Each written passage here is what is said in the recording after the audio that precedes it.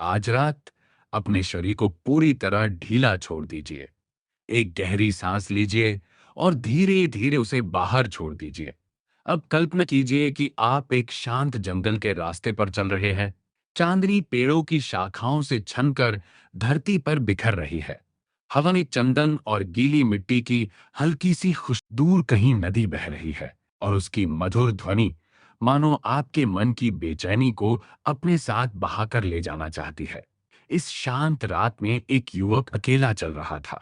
उसका नाम आर्यन था। बाहर से वह बिल्कुल सामान्य दिखता था, लेकिन उसके भीतर विचारों का ऐसा तूफान था जो कभी रुक। वह हर बात पर सोचता था, किसी की एक छोटी सी बात को घंटों याद करता, भविष्य की कल्पनाएं करता, बीते हुए पलों पर पछताता।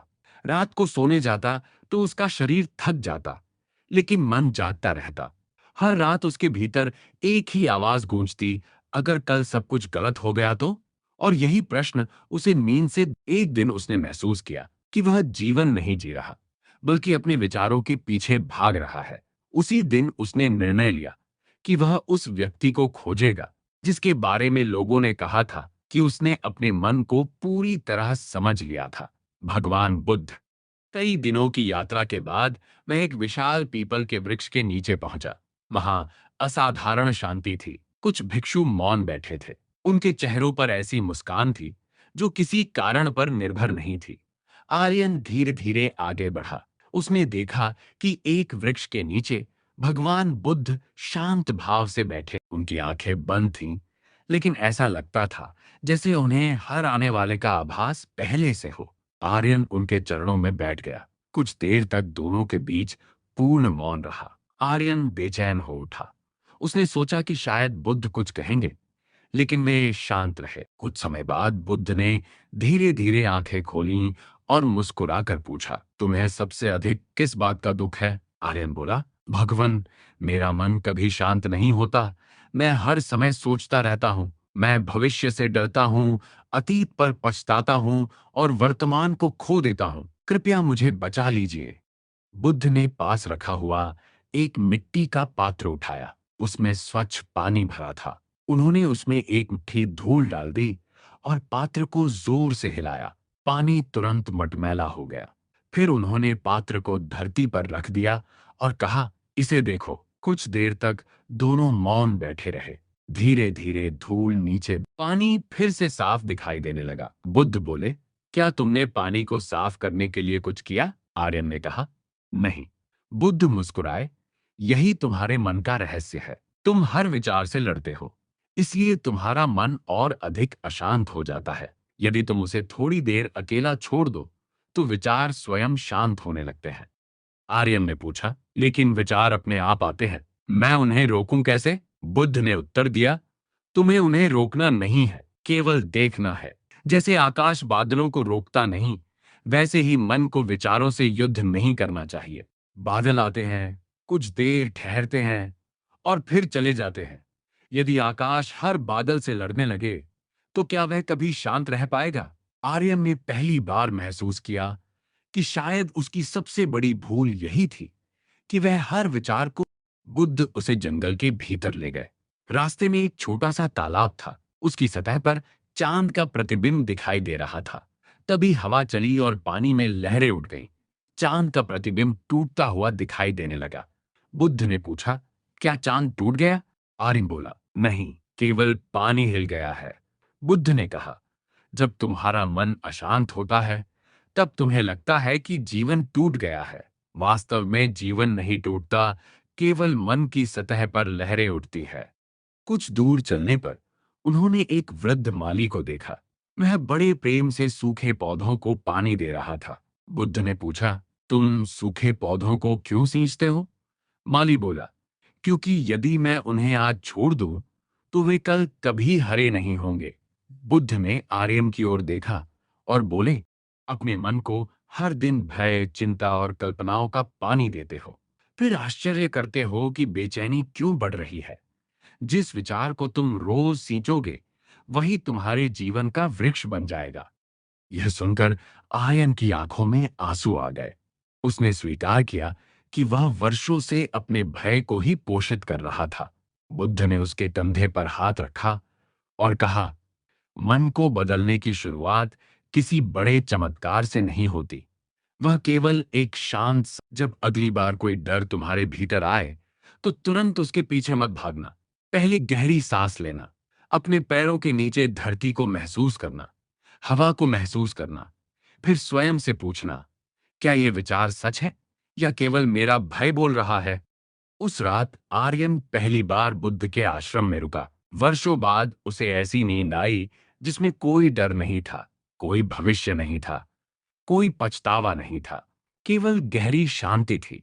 लेकिन उसकी यात्रा अभी समाप्त नहीं हुई थी। अगले दिन बुद्ध उसे एक ऐसे गांव में ले जाने वाले थे जहां एक धनवान व्यापारी, एक गरीब किसान और एक छोटा बालक उसे यह सिखाने वाले थे कि सुख परिस्थितियों से नहीं, दृष्टि से जन्म लेता है। और वहीं आर्यन अपने जीवन का सबसे बड़ा सत्य की पहली किरण धीरे धीरे जंगल की पत्तियों पर उतर रही थी। ओस की बूंदें सूर्य के प्रकाश में छोटे छोटे मोतियों की तरह चमक रही थीं। पक्षियों का मधुर संगीत पूरे वन में गूंज रहा था। आर्यन की आंखें खुलीं तो उसे वर्षों बाद ऐसा लगा जैसे उसके भीतर का बोझ थोड़ा हल्का। बुद्ध पहले से ही जाग चुके थे। वे शांत भाव से उगते हुए सूर्य को देख रहे थे। उन्होंने मुस्कुराकर कहा, आज हम किसी उत्तर की खोज में नहीं जाएंगे, आज केवल जीवन को देखेंगे। दोनों जंगल से निकलकर एक छोटे से गांव पहुंचे। सबसे पहले वे एक विशाल हवेली के सामने रुके। वहां एक धनी व्यापारी रहता था। उसके पास सोना था, नौकर थे, सम्मान था, लेकिन उसके चेहरे पर गहरी थकान थी। वह लगातार हिसाब किताब में डूबा हुआ था। उसने बुद्ध को प्रणाम किया और कहा, भगवन, मेरे पास सब कुछ है, फिर भी मुझे रात को नींद नहीं आती। हर समय डर लगा रहता है कि कहीं मेरा धन चला ना जाए। बुद्ध ने कुछ नहीं कहा। वे आगे बढ़ गए। थोड़ी दूर एक किसान अपने छोटे से खेत में काम कर रहा था। उसके कपड़े साधारण थे, उसके पास धन नहीं था, लेकिन वह मिट्टी में काम करते हुए गीत गा रहा था। उसने बुद्ध को देखकर मुस्कुराते हुए पानी पिलाया। उसके चेहरे पर संतोष। आर्यन हैरान था। उसने पूछा, भगवन, जिसके पास सब कुछ है वह दुखी है, और जिसके पास बहुत कम है वह प्रसन्न कैसे है? बुद्ध मुस्कुराए और बोले, धन से घर भरा जा सकता है, मन नहीं। मन तब भरता है जब वह वर्तमान में रहता है। वे आगे बढ़े। रास्ते में एक छोटा बालक नदी के किनारे बैठा पत्थर पानी में उछाल रहा था। हर पत्थर के साथ वह खिलखिलाकर हंस पड़ता। उसे इस बात की चिंता नहीं थी कि अगला पत्थर कितनी दूर जाएगा। उसे बुद्ध ने कहा, देखो, यही मनुष्य का स्वाभाविक स्वभाव है। बच्चा वर्तमान में जीता है, इसलिए हल्का है। बड़ा होते होते वह भविष्य की चिंता और अतीत के पछतावे को अपने कंधों पर लाद लेता है। आर्यन कुछ देर तक नदी को देखता रहा। बहते हुए पानी ने उसे एक बात समझाई, नदी कभी पीछे नहीं लौटती, वह केवल बहती है। यदि नदी हर मोड़ पर रुककर सोचती कि पिछला मोड़ बेहतर था या अगला मोड़ कैसा होगा, तो वह कभी समुद्र तक नहीं पहुंच पाती। बुद्ध ने एक सूखा पत्ता उठाया, उसे अपनी हथेली पर रखा, फिर हवा में छोड़ दिया। पत्ता बिना विरोध किए हवा के साथ बह गया। क्या यह पत्ता कमजोर है? बुद्ध ने पूछा। आर्यन बोला, नहीं, वह केवल विरोध नहीं कर रहा। बुद्ध ने कहा, जीवन भी ऐसा ही है। हर चीज को नियंत्रित करने की कोशिश तुम्हें थका देती है। कुछ चीजों को स्वीकार करना ही सबसे बड़ी शक्ति है। शाम होने लगी। आकाश नारंगी रंग से भर गया। दोनों फिर उसी पीपल के वृक्ष के नीचे लौट आए। आर्यन ने धीर से पूछा, भगवान, क्या मेरा मन कभी पूरी तरह शांत हो जाएगा? बुद्ध मुस्कुराए, मन का काम विचार बनाना है, जैसे हृदय का काम धड़कना है। शांति विचारों के समाप्त होने से नहीं आती। शांति तब आती है जब तुम विचारों के गुलाम रहना छोड़ देते हो। कुछ देर बाद बुद्ध ने कहा, अपनी आंखें बंद करो। आर्यन ने आंखें बंद कर ली। अपनी सांस को महसूस करो। हवा भीतर जा रही है, हवा बाहर आ रही है। कुछ मत बदलो, केवल देखो। कुछ मिनट बीत गए। आर्यन ने महसूस किया कि विचार अभी भी आ रहे हैं, लेकिन इस बार वे पहले जितने भारी नहीं थे। वे आते और चले जाते। बुद्ध ने धीरे से कहा, यही ध्यान है। विचारों को रोकना नहीं, उन्हें बिना पकड़े गुजरते हुए देखना। रात गहरी हो गई। आकाश में असंख्य तारे चमक रहे थे। आर्यन ने वर्षों बाद अपने भीतर एक ऐसी शांति महसूस की जिसे शब्दों में नहीं बताया जा सकता। वह समझ गया कि समस्या विचार नहीं थे। समस्या ये थी कि वह हर विचार को अपनी पहचान बना लेता था। सुबह जब वह आश्रम छोड़ने लगा, तो बुद्ध ने उसे अंतिम उपदेश दिया। उन्होंने कहा, जब भी तुम्हारा मन बहुत शोर करे, किसी पेड़ के नीचे बैठ जाना, एक गहरी सांस लेना, आकाश को देखना और याद रखना, तुम आकाश हो। तुम्हारे विचार केवल बादल हैं।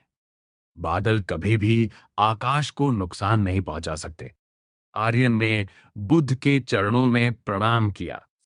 वह उसी रास्ते से वापस लौटा, लेकिन लौटने वाला व्यक्ति वही नहीं था जो कुछ दिन पहले इस जंगल में आया था।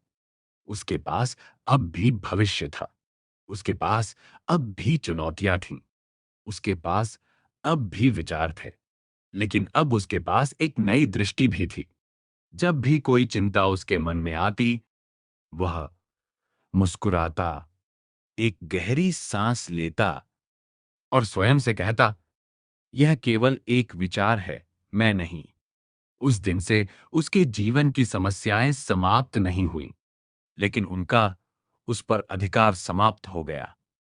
और शायद यही सच्ची शांति है, जब जीवन बदलने का इंतजार खत्म हो जाए और मन वर्तमान क्षण में विश्राम करना सीख जाए। धीरे धीरे रात और भी शांत होती गई। नदी बहती रही, हवा चलती रही, पेड़ स्थिर खड़े रहे, और उसी शांति के बीच आर्यन की तरह आपका मन भी धीरे धीरे हल्का होने लगा। एक गहरी सांस लीजिए और उसे धीरे धीरे बाहर छोड़ दीजिए। अब किसी विचार से लड़िए मत। उसे आने दीजिए, उसे जाने दीजिए, क्योंकि हर रात के बाद एक शांत सुबह आपका इंतजार करती है।